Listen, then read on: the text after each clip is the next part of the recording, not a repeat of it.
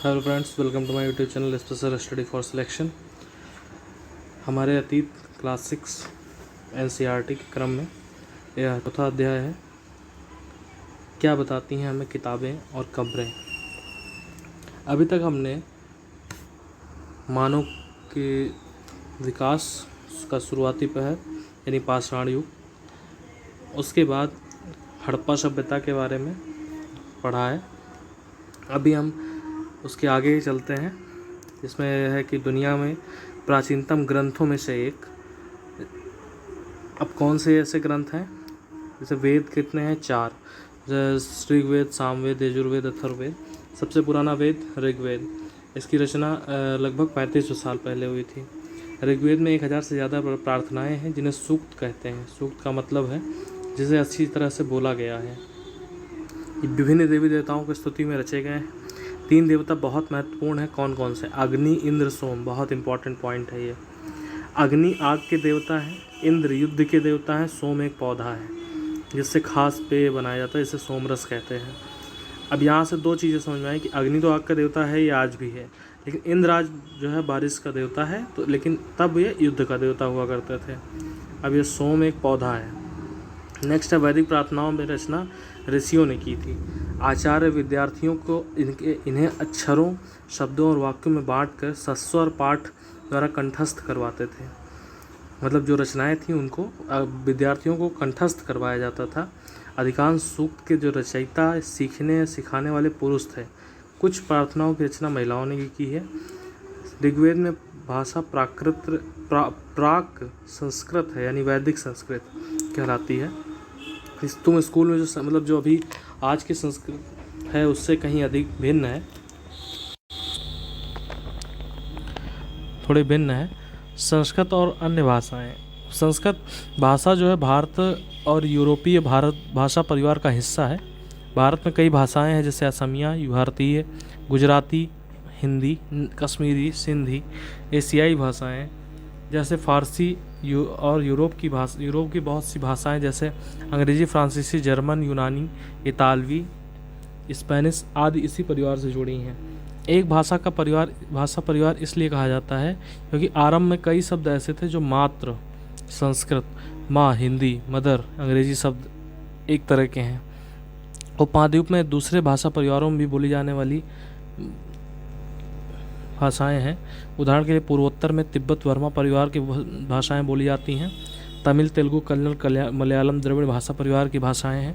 जबकि झारखंड और मध्य भाषाओं हिस्सों में ऑस्ट्रो एशियाटिक परिवार से जुड़ी हुई हैं।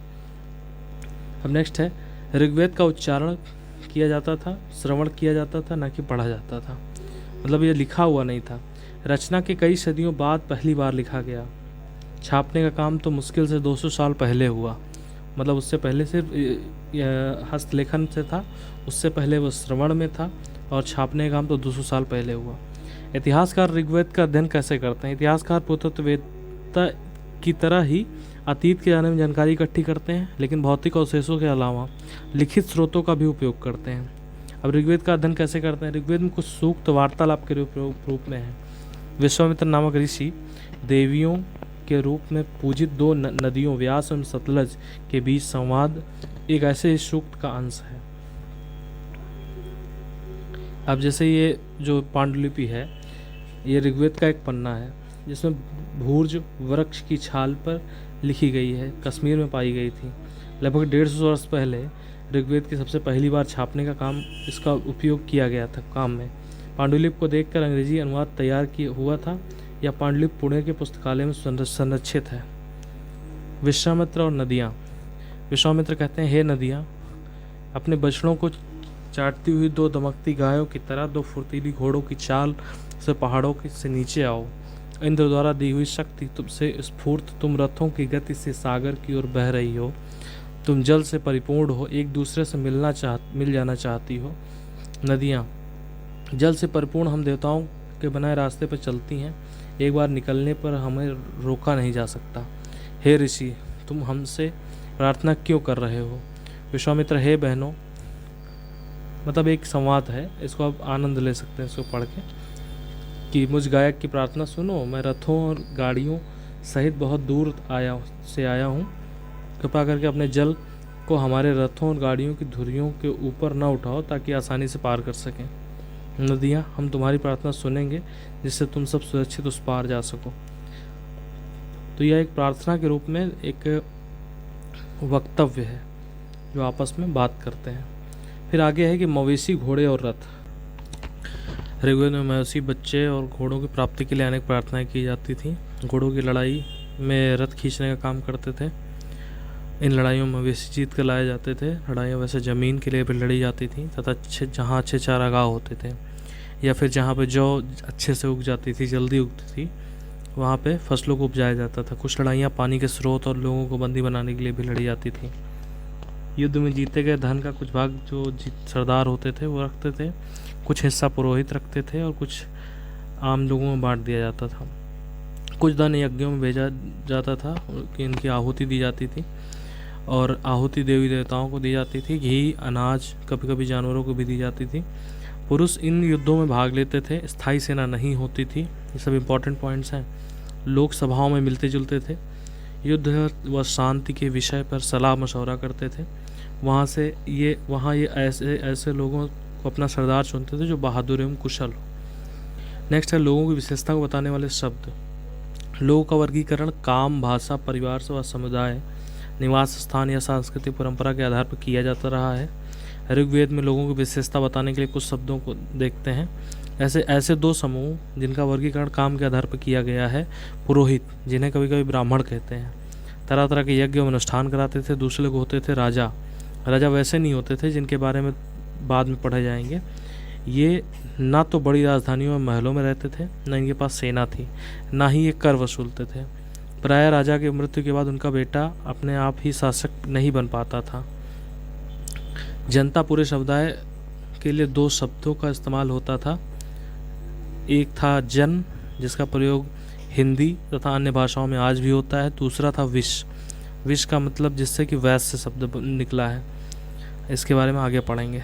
ऋग्वेद में विश और जनों के नाम मिलते हैं। हमें पूर्वजन या विश, भरतजन या विश, यदुजन या विश जैसे कई उल्लेख मिलते हैं। जिन लोगों ने इन प्रार्थनाओं की रचना की कभी कभी खुद को आर्य कहते थे तथा अपने विरोधियों को दास या दस्यु कहते थे। दस्यु वो लोग थे जो यज्ञ नहीं करते थे, जो शायद दूसरी भाषाएं बोलते थे। बाद के समय में दास, स्त्रीलिंग दासी शब्द का मतलब गुलाम हो गया। दास वे स्त्री या पुरुष होते थे जो युद्ध में बंदी बनाए जाते थे। उनके मालिक की जायदाद माना जाता था उनको। जो कभी काम मालिक चाहते थे वह सब करना पड़ता था। जिस युग में उपमहाद्वीप के उत्तर पश्चिम में ऋग्वेद की रचना हो रही थी, उसी समय दूसरी जगहों पे एक अलग तरह का विकास हो रहा था। वहाँ क्या हो रहा था? एक शिलाखंड महापाषाण के नाम से जाने जाते थे। वे पत्थर दफन करने की जगह पर लोगों के बड़े करीने से लगाए गए थे। महापाषाण काल की पाषाण कब्रें बनाने की प्रथा लगभग 3000 साल पहले शुरू हुई। यह प्रथा दक्कन, दक्षिण भारत, उत्तर पूर्वी भारत, कश्मीर में प्रचलित थी। कुछ महत्वपूर्ण महापाषाण काल पुरा स्थल मानचित्र 2 में दिखाए गए हैं, जिसे हम अभी देखेंगे। महापाषाण जमीन के ऊपर ही दिख जाते थे। कुछ महापाषाण जमीन के भीतर भी होते थे। जैसे ये कई पुरातत्वविदों को गोलाकार सजाए हुए पत्थर मिलते थे। कई बार अकेला खड़ा हुआ पत्थर मिलता था, एकमात्र प्रमाण की जो जमीन में नीचे कब्रों को दर्शाता था। महापाषाण के निर्माण के लिए लोगों ने कई तरह के काम करने पड़ते थे। हमने जो कार्यों की सूची बताई है, मतलब जैसे गड्ढा खोदना, शिलाखंड को ढोकर लाना, बड़े पत्थरों को तराशना और मरे हुए लोगों को दफनाना। मतलब इसके इर्द गिर्द जो ये पत्थर लगाए गए हैं, इसी के बारे में बात की जा रही है। इन सब कब्रों की कुछ समानताएं थी। मृतकों को खास किस्म के मिट्टी के बर्तनों में दफनाया गया। काले लाल मिट्टी के बर्तन के नाम से जाना जाता था।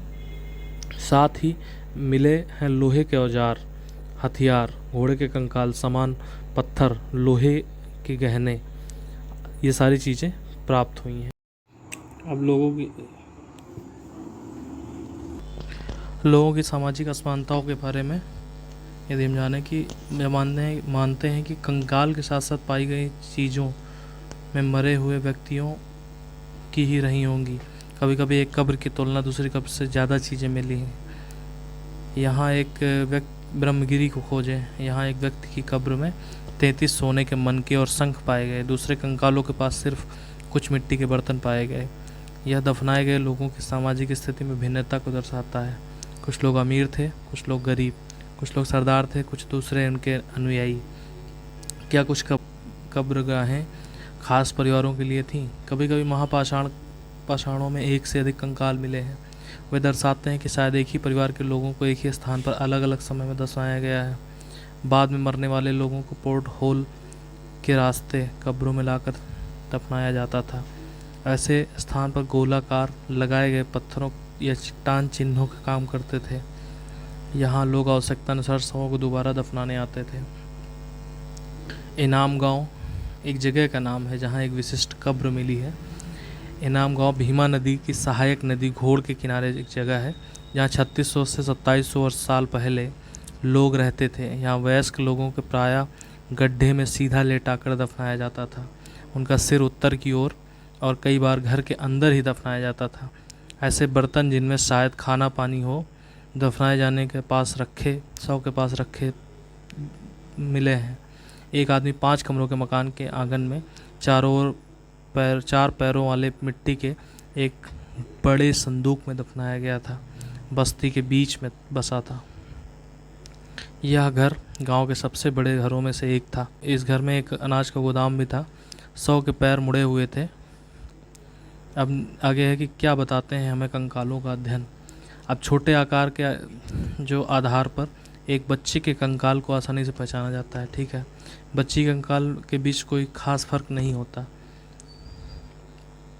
कभी कभी लोग कंकाल के साथ मिले सामानों के आधार पर अंदाज़ा लगाते हैं कि कंकाल के साथ मिले गहने में महिला का हो सकता है, लेकिन ऐसी समझ के साथ समस्याएं हैं।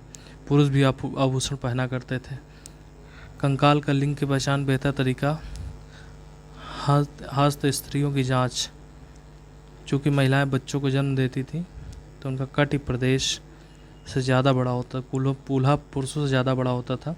ये समझ कंकालों के आधुनिक अध्ययन पर आधारित है। आज से लगभग 2000 साल पहले चरक नामक प्रसिद्ध वैद्य हुए। इन्होंने चिकित्सा शास्त्र पर चरक संहिता नामक किताब लिखी। वे कहते हैं मनुष्य में 360 हड्डियां पाई जाती हैं। आधुनिक शरीर रचना में 206 हड्डियों से काफ़ी ज़्यादा हैं। संभवतः चरक अपनी गिनती में दांत हड्डियों को जोड़ देते थे, कार्टिलेज को जोड़कर संख्या बताई थी। इनाम गांव में क्या क्या काम धंधे हुआ करते थे। अब गेहूँ, जौ, बाजरा, दाल, मटर, तिल आदि के बीज मिले हैं। जानवरों की हड्डियाँ मिली हैं।